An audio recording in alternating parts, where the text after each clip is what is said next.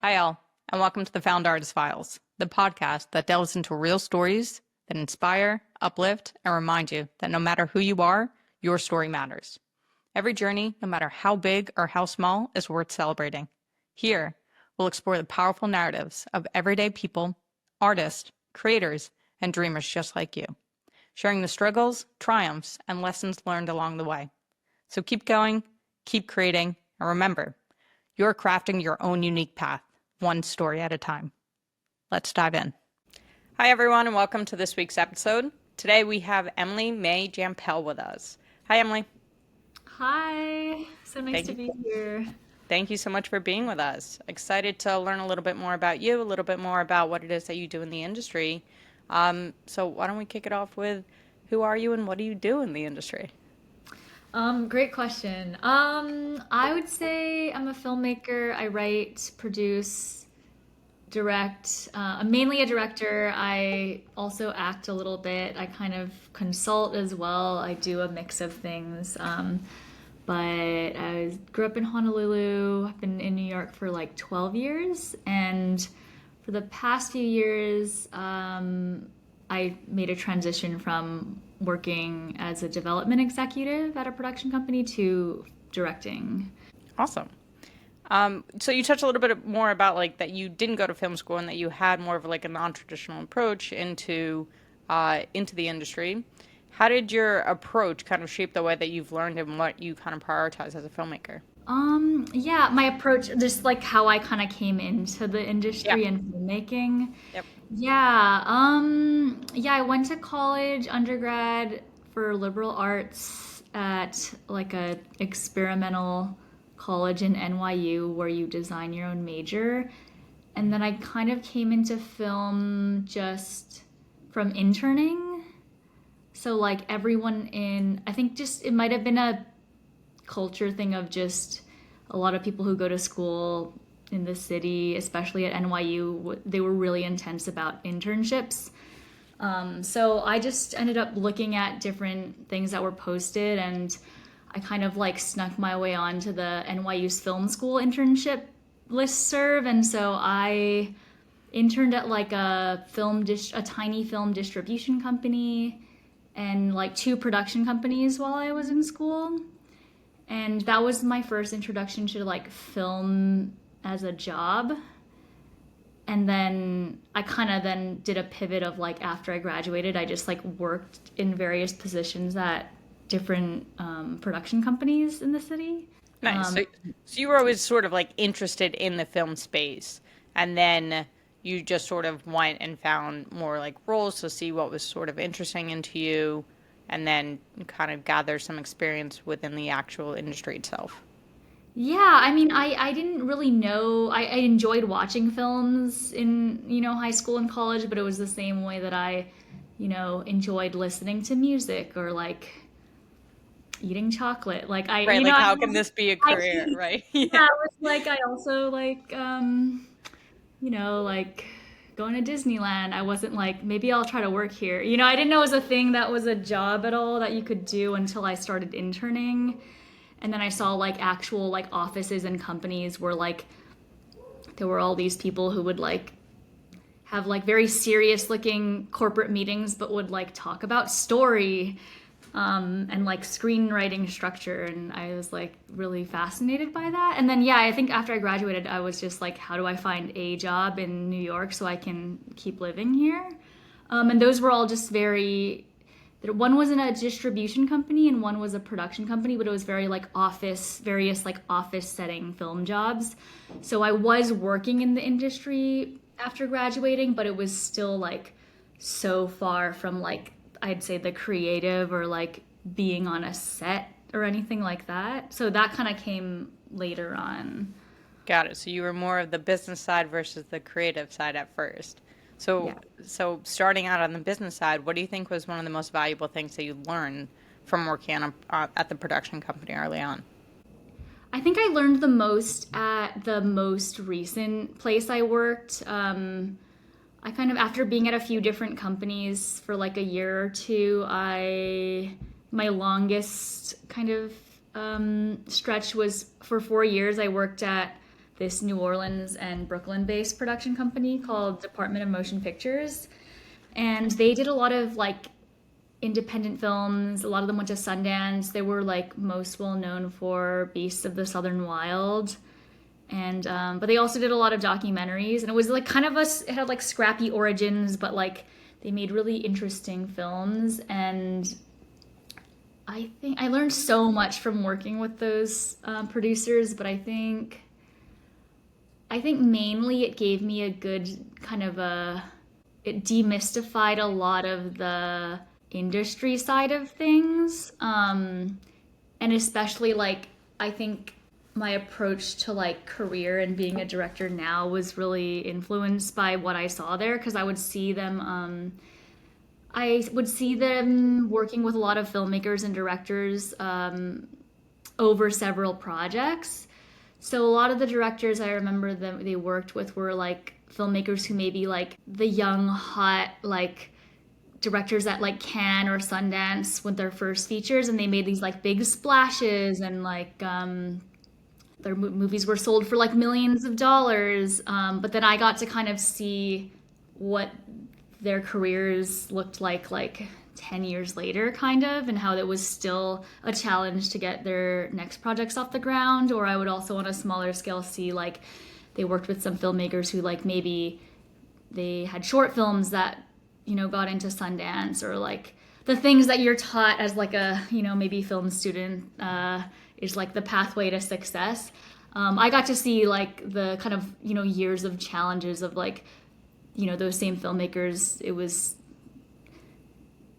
just as hard to get their first features off the ground. So I think it just kind of demystified and like gave me like a really realistic zoomed out impression of the industry, and just like career trajectories of like it's a long game. It's not about like racing to make the first one, because it's you know, the challenges continue.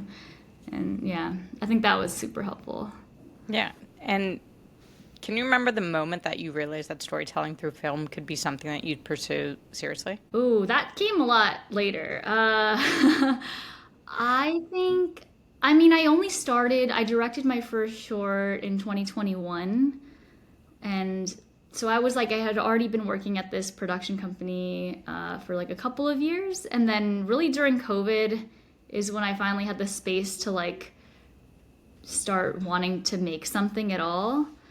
But it wasn't even until, you know, another year or two when that short film went on to like play at many festivals and was like released online publicly. And I was then going on to make another project, and that I saw kind of pathway for it, if that makes sense. But I think it was probably like long after the first short played at festivals, and like maybe really when it was released online, because it kind of had like surprisingly widespread positive reception that I kind of didn't expect in a way. And it was my first short, and so it took a while, but I think that was like the first kind of small sign of like, oh, maybe this is something, there's like surprisingly an audience for, you know, something I've made. Yeah, and how did that feel? It felt really good. I think like my first short, Lucky Fish, ended up having like a surprisingly large like following on TikTok among teenagers, which was really sweet, and, you know, not something that was on my radar at all. But like, I think it felt really, really good, but I think it was also like, it came so late that I wasn't like, I had a lot of time to like, when I first released the short, I went through like the cycle of like, it maybe didn't get into like huge festivals, and then by then I, you know, which is disappointing at first based on the way you're taught, the ideal way things are supposed to go when you make a short film. But the same thing happens on features, where, you know, you're taught like you submit to these 5 top festivals, you get it in, it gets distributed by HBO, and then you're, I don't know, off to success. But I kind of had already, by the time it was released online, that was already a year after it played at all these festivals. And I premiered at a tiny fest that the screening was virtual because of COVID. and then it slowly started getting into more festivals, and then some of the bigger, more well-known festivals it got into, I didn't even expect it to get in by the time it did. So it was all kind of very measured, and I was just like so grateful. And so by the time we released it online, any kind of reception was just like completely surprising and really, really cool to see.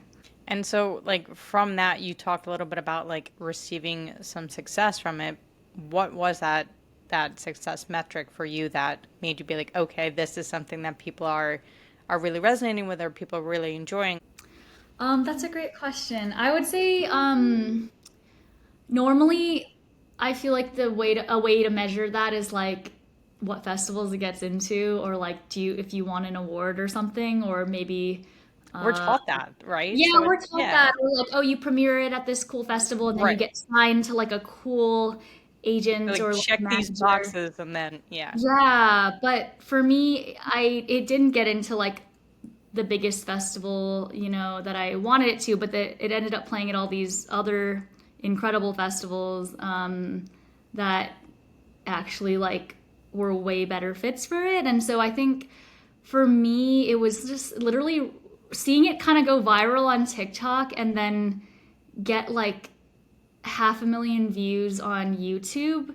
Not because of the metrics, but it was literally seeing the comments that like teens on TikTok were like what they were saying about it. Yeah. And like how moved like all these teens online were.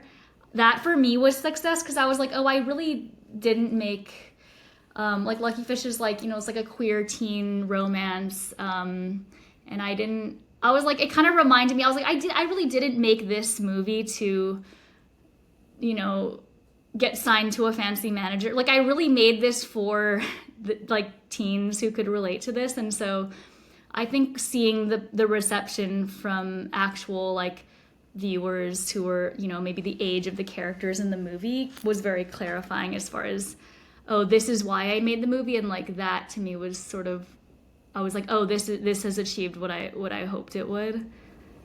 Yeah.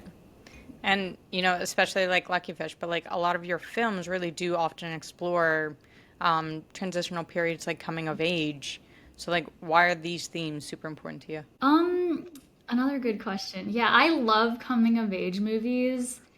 It's not even always instinctive. I think I just naturally tend to gravitate towards coming of age and like I don't know, high school stuff. I guess it was a really formative time for me, and I recently just wrote and directed another short that was like me trying to make something with characters who are, like in their late 20s approaching 30 and like, progress beyond high school content, but the themes are like exactly the same.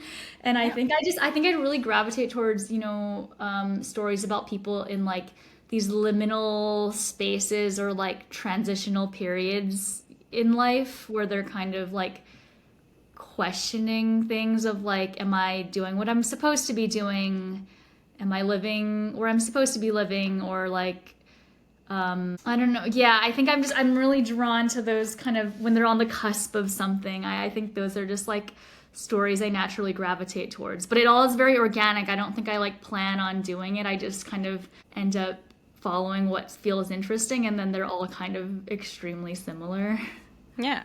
But I mean, that's really what the thing about creatives are is that we create based on a lot of it is based on like what we know or based on like what we experience and things like that. And so that helps us really be able to kind of craft the story that we're looking to tell and looking to feel.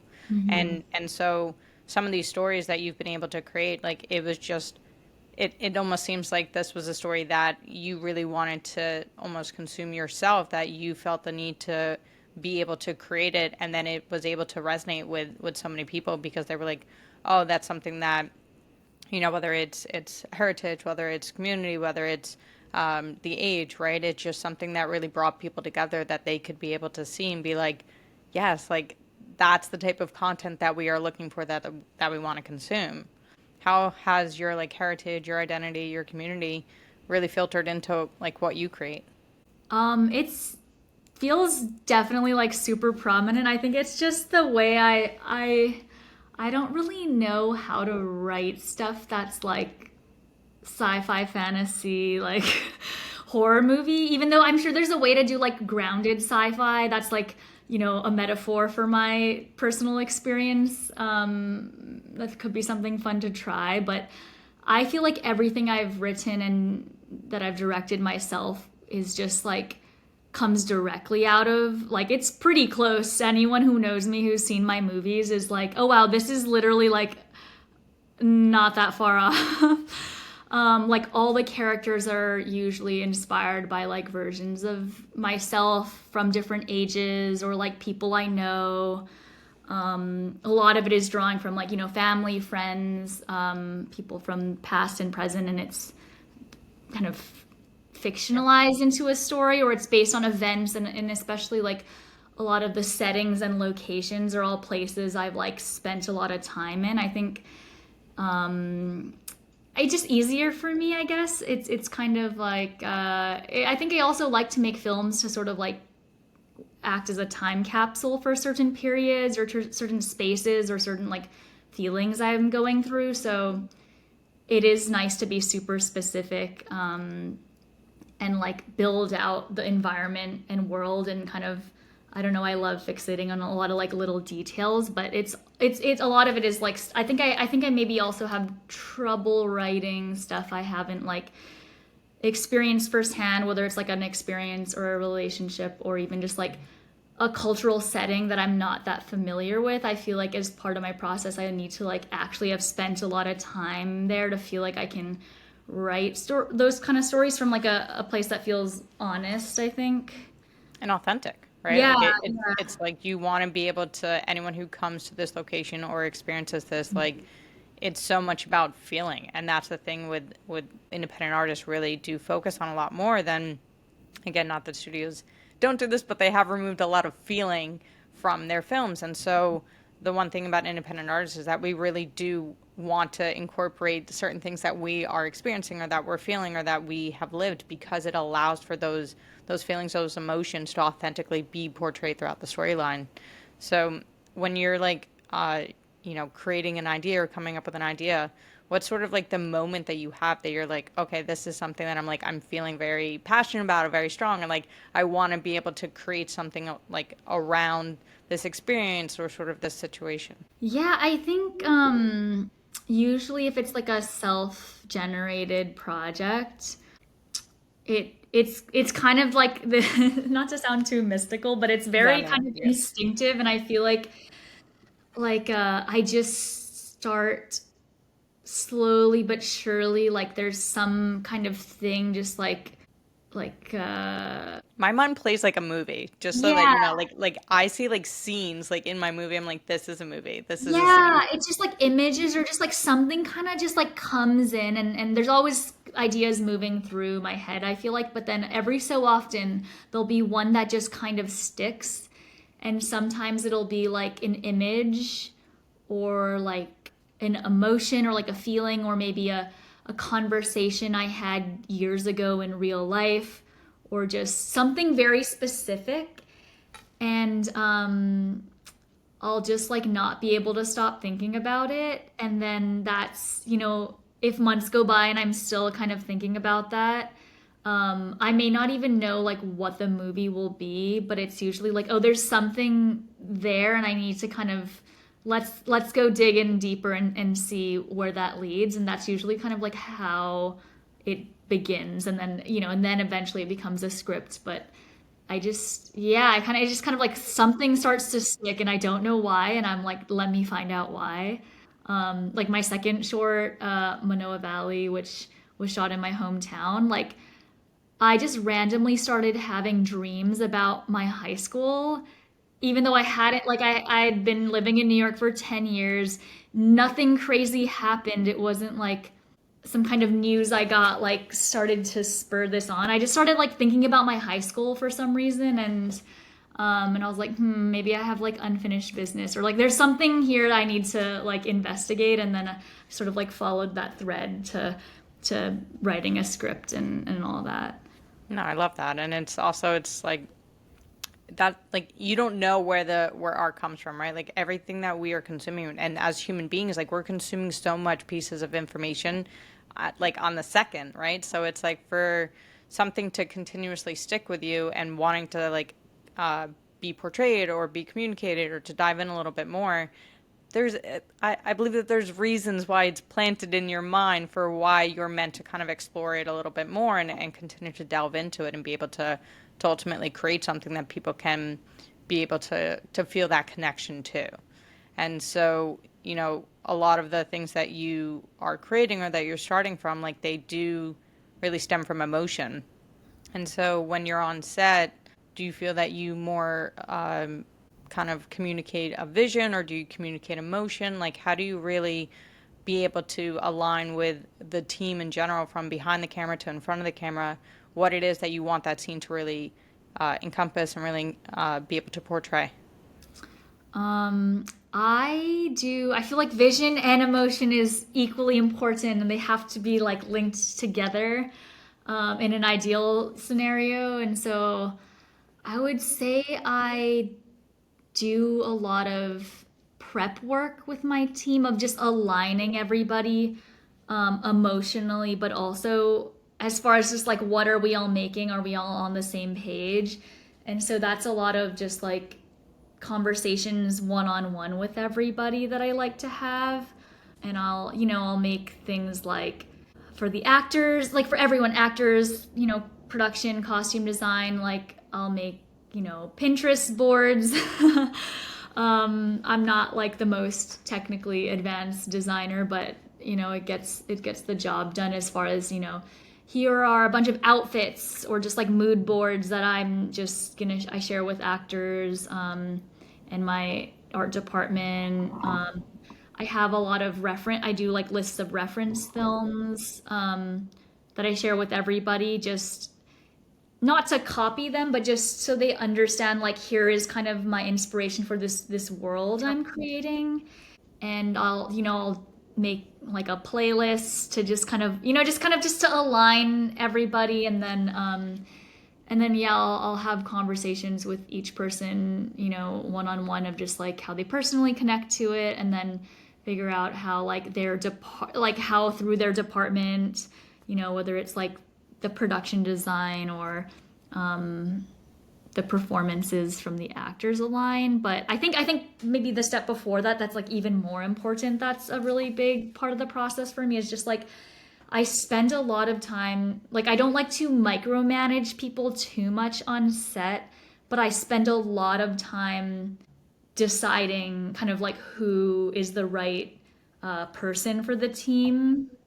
So if anything, I'll spend a lot of time like casting or like deciding, who my production designer or DP is. And it's a lot of just like making sure it's the right person for like this type of movie. And it's both like half technical, but a lot of it is just like personality. And are they going to be someone who's like, really receptive, really like, emotionally intuitive, someone who understands the story and also is going to be really excited to do a low budget movie with not a lot of resources and equipment, and just kind of making sure they're also aligned, not just creatively, and emotionally to the story, but also like to the literal, just because I've done mostly pretty low budget short films.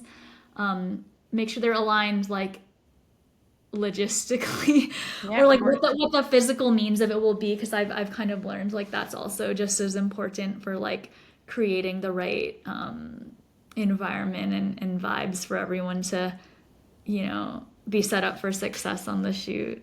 Yeah, I mean, at the end of the day, like making sure that everybody like starting off by saying that like you're choosing who you collaborate with based on like who is understanding really what the end goal is, right? So it's like being able to start that with whether that's a playlist or whether that's just with different personalities that you're sort of in communications with or that you are bringing onto the set, making sure that everyone's is aligned to be able to show up as themselves really authentically and be able to secure like a really safe space for everyone to show up as their authentic self so that you can create the most beautiful piece of art that you're looking to create.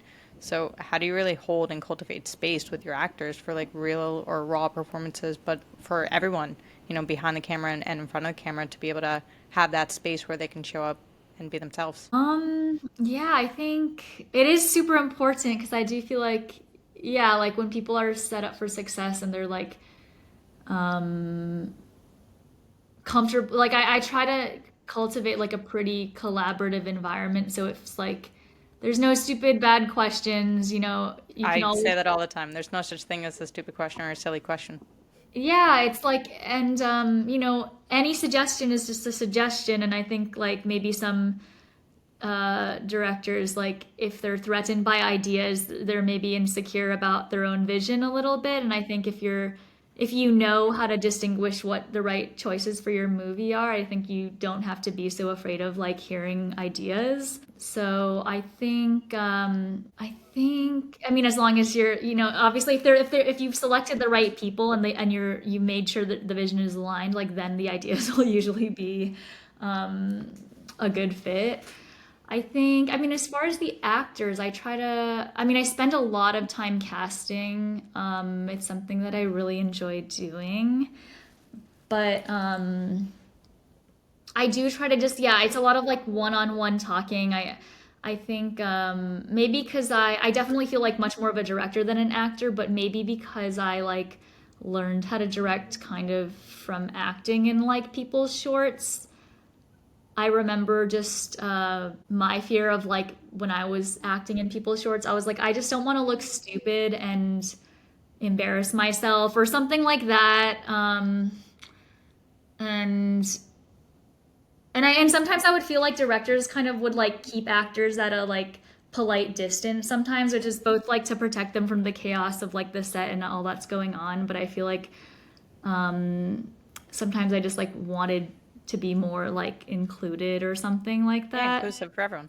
Yeah, Especially with that's the thing too, right? Like people don't realize how many people are actually on set, which for a feature it can be hundreds of people, right? But on a smaller set, you want everyone to feel everyone's energy. You want everyone to feel the momentum. You want everyone to feel that excitement and the in awness of what it is that you guys are creating together. So it's yeah, it's when you keep people in certain lanes, then you don't have that camaraderie and that energy from everyone to kind of be like, all right, well, let me feed off of this person's energy. Let me feed off of this person's yeah, energy. yeah. Like I think maybe just from even the short sets I had been on, but I'm sure it carries off into larger projects as well. Just like the camera department was like so separate from the actors, and it was kind of just like I like it when everyone's kind of in sync and everyone and also I don't want people to think I kind of acknowledge that like whenever I'm on set like everyone's able to do so much more than just like their role. Like a lot of my collaborators A are really good point. also they're also directors or like artists and like that's even if they're just being like an assistant for the shoot or like I think my AD, my producer, my editor, like they all direct as well. So I'm kind of like I'm here, like you're here because it's not just to like do your role. It's also just like your personality and and even for the actors I've worked with, like a lot of them are artists and like I just like encourage them to bring all of that to their Sure. role. Yeah. And also, yeah, I think and I before the shoot, just I have one-on-ones with my actors. I also try to just do some rehearsals, but those rehearsals are a lot of just like maybe if there's two leads, making sure they're comfortable together. Like I'll have them over to my apartment and we'll like have dinner or like kind of just talk and Get build to just be kind of like human beings. Yeah. yeah, just build a level of comfort. And I also try to just like talk to the actors I'm working with and just let them know like I'm not like judging your performance. Like if I It's a only need team one effort. take, yeah, I only need one take. Like if you try one and it's not, you don't think it's amazing, or it's just like super off base, like we'll just get another take. And if I feel like we got it, I'll let you know. Like, I was just like, don't worry, like you can try something. It's not that, it's not, you don't have to be freaked out.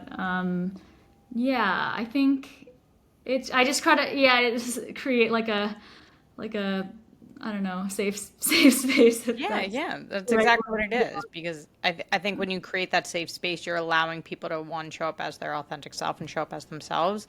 And then it also, like you said, it gives them that ability to be like, okay, well, I can be myself. So now let's have, and we're all not just, I'm not just an actor, I'm not just DP. Like I'm a creative at heart, right? So it's like now I may have different, approaches to a certain situation or into a scene, and it gives them that more comfort to be able to be like, hey, let me approach you with an idea that we haven't even tried yet, right? So, Mhm. like, has there ever been a time where someone came out of like nowhere and just came up and was like, hey, like, here's an idea that I'm thinking of, and you're like, I didn't even think of that, and it just like made the film like so much better. That scene, just like, wow, that really brought out what that scene could be or should be. Yeah, honestly, that happens all the time and constantly. That's why I'm so like, please give me all of your idea. Like, it's really, I both like to give people, like, once I've brought everyone on, I'm like, you are fully in charge of your whatever department you're heading. Like, any feedback is like, please. It's really exciting to get to see people embody the role. And it makes the movie so much better too. Oh yeah, Yeah, makes the experience better too because you're having so much fun while you're in it. yeah, it makes it so much better. And it's also, I think it's also like if people feel more comfortable like in this space and like able to bring forward ideas, it's also like you can kind of take more risks because I feel like I guess mainly for performances, but also other people on set of just like if you're kind of afraid of messing up, in quotes, like you kind of might make safe decisions, and that's not always like gonna lead to the best performance if you're constantly like a little too self-aware or just like feeling like you have to watch yourself. Kind of, yeah. So I try to also just let people do their thing, and I'm like, I'll let you know if we need to do it differently, but if it's not because it's bad, it's just like I want to try different things. But yeah, I'm trying to think of the last time. I mean, usually, honestly, my actors elevate the script so much, and so I always do a pass of the script with them after I've kind of talked through the script, and dialogue always changes. Sometimes I feel like the actor, if an actor is reading a script and they're like, something doesn't feel right about the way this line is being said in this context, or I don't really understand, like, I wouldn't really do this in this moment. Like, this feels like emotionally confusing or like not what I would do, I as the character would do. I always listen to that note because they're like at that point once they've been cast, they're the ones who are closest to the character, and I think have a better sense, like they can feel it from inside if it's not true. So I always listen to those notes. I'm trying to think when the last time. I mean, these were small, but I think like I worked with an actor who was just like really funny. And so they were just like there was a line of just in the short I directed recently, she was just like talking about her dating life, and she was like, "Oh, I was like seeing this like painter who went to RISD, but like I didn't think her like paintings were very good or something like that."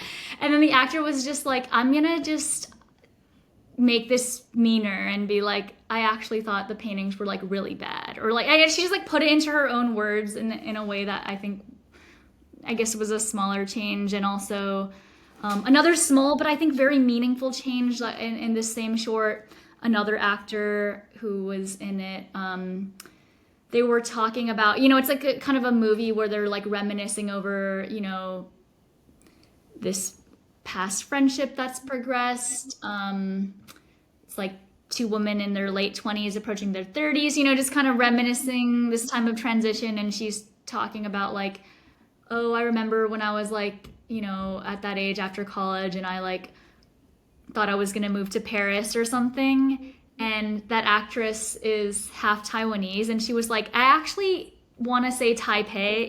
She was like, can I change it to Taipei? And I was like, absolutely, you can. Like, it's small, but it made it more specific and like Yeah. organic in a way that I was really happy about. But I feel like those things only come because the actors have like really committed Yeah, to absolutely. the role and really making it their own. Um, But it also came from you providing that space and trusting them to be able to show up and be like, hey, like, I want to take a risk on this certain situation. I want to change this certain thing. And it's also, right, it's like a two-way street. It's like they're trusting you to input their decisions, but you're trusting them to also be able to take the risks as well. And so, like, all of it is sort of, uncertainty with how it's all going to play out or pan out. And so in the creative space in general, there's so much uncertainty in our careers. Like, what's sort of your relationship with that? yeah, career uncertainty. I think about this every day. I mean, I also think I have a little bit of I there is a lot of uncertainty just the way the industry is going, but also like even if the industry was like, I don't know, having the best, decade Right, of ever, course. I would still be like, I don't know, there's it's still such a like unknown path.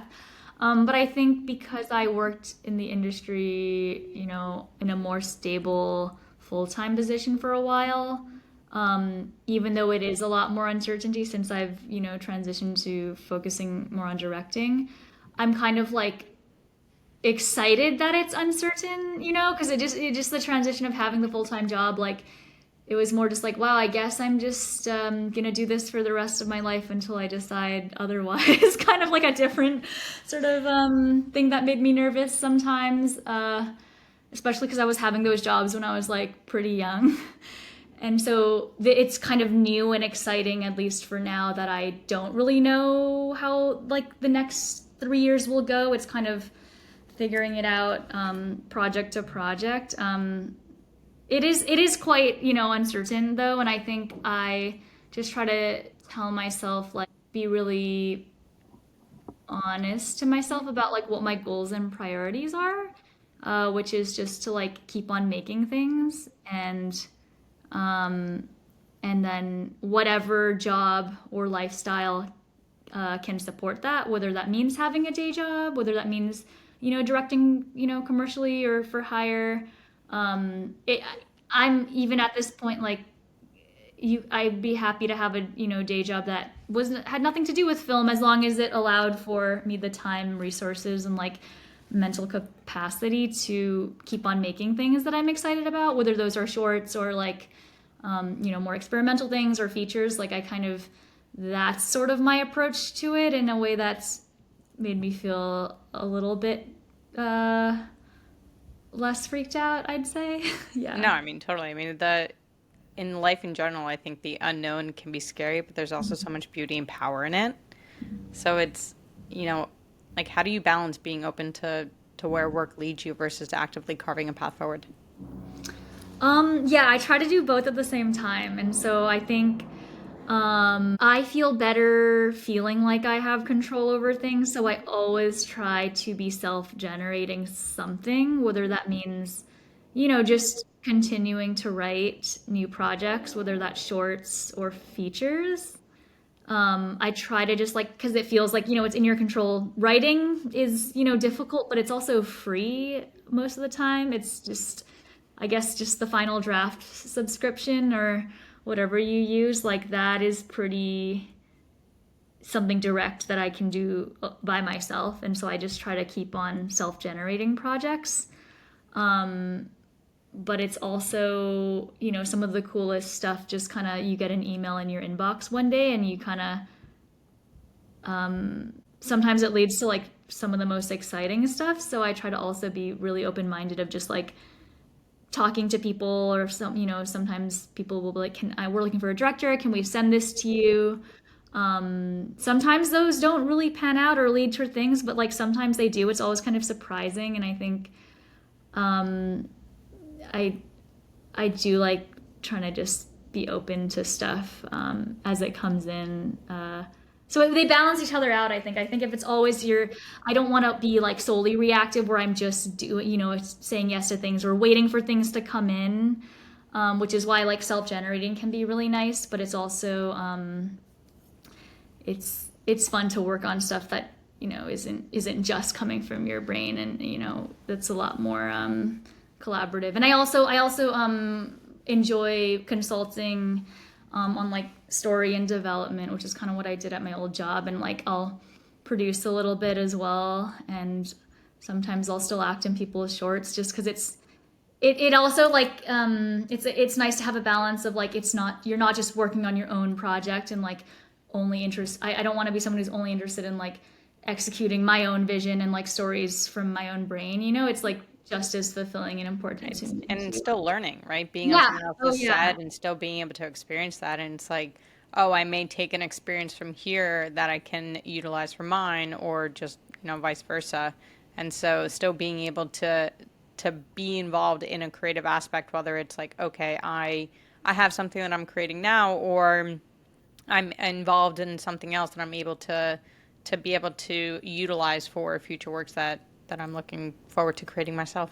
Yes, exactly. I think it's like so nice to be on other people's sets, because even though I've, gotten a lot more experience as a director the past few years from getting to direct a lot more projects, I don't get to work with other directors, who are direct. It's not like I've never worked with, like multiple directors on a set. Yeah, that's actually a great point.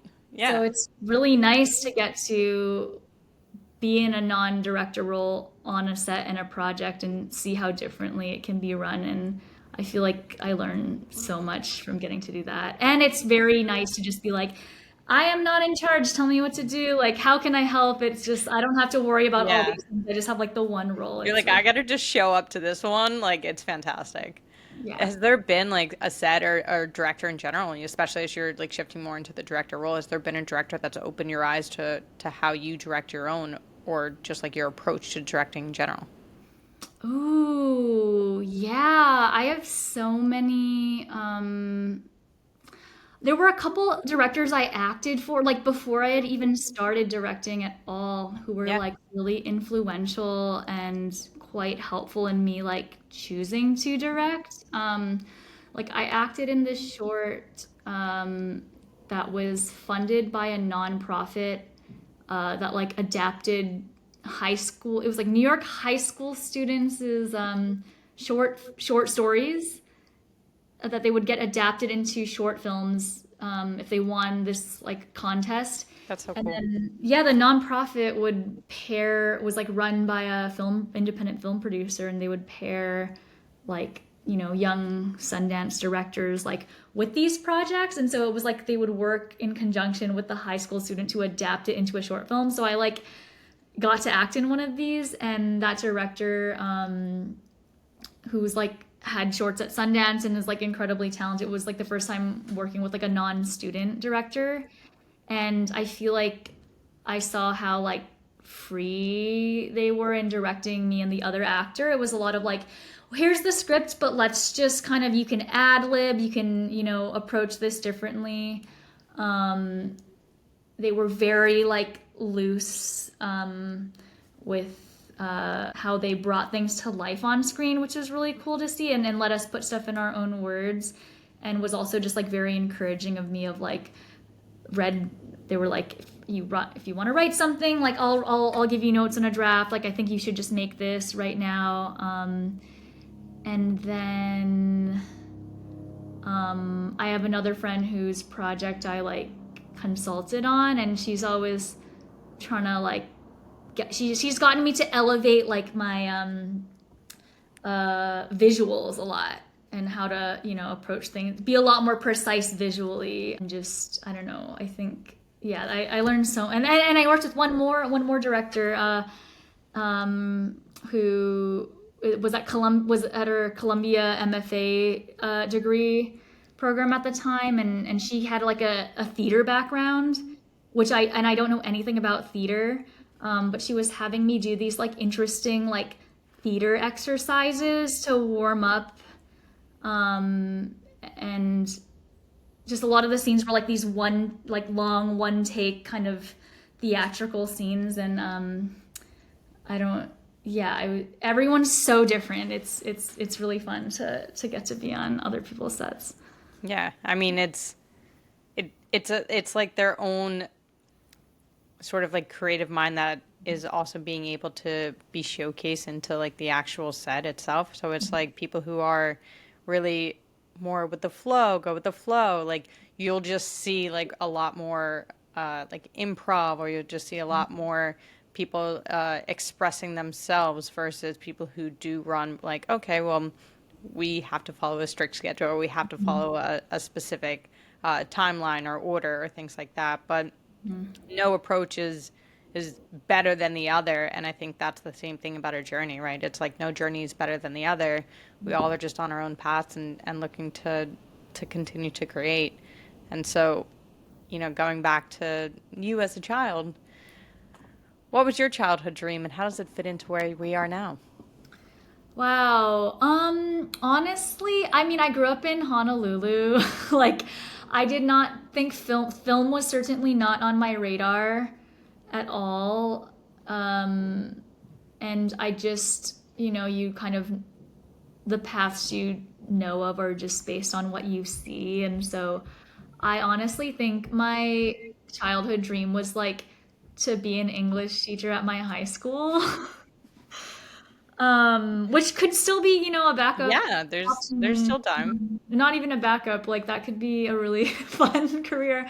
But yeah, I was just like, oh, these are the closest thing to like creative adults I can relate to, and who seem to enjoy what they do. So that was my childhood dream. And then I didn't discover filmmaking until like, or I didn't discover that filmmaking was a job slash industry until like way later in college. But yeah, I guess high school English teacher. Nice. Okay, well, that is all. So thank you so much for being with us today. Thanks for being you, and to everyone at home, always be you. Thanks so much. Thank you so much. Thanks for listening. Did you enjoy this week's journey? So do we. Don't forget to give us a follow on all of our other socials at NextFoundArtist. Also, head on over to our website, nextfoundartist.com, to find and watch independent films from your next favorite artist.